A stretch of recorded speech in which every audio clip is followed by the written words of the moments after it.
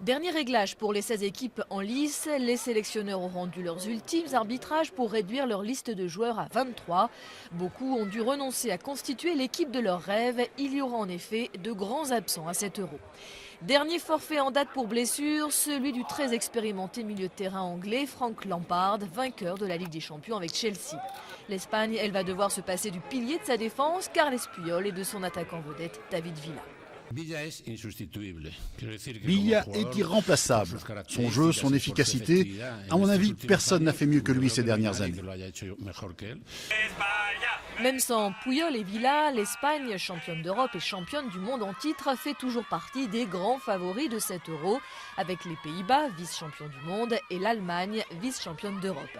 Les Pays-Bas qui ne sont pas sûrs de pouvoir compter sur Wesley Sneijder, incertain pour cause de récentes blessures à la cheville. Et du côté de la Mannschaft, c'est le mollet de Bastian Schweinsteiger qui inquiète, mais plus encore l'état psychologique du milieu de terrain et des 7 autres joueurs du Bayern Munich, ébranlés par leur défaite en finale de la Ligue des Champions. En Italie, ce sont des problèmes judiciaires qui viennent perturber la préparation de l'équipe. Le scandale des matchs truqués a privé la nationale de son arrière-gauche Domenico Cristo.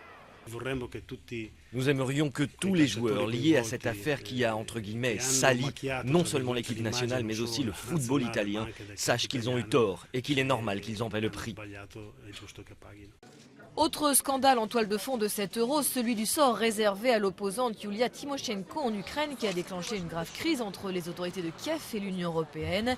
La France a à son tour décidé jeudi un boycott politique de tous les matchs qui se joueront sur le sol ukrainien.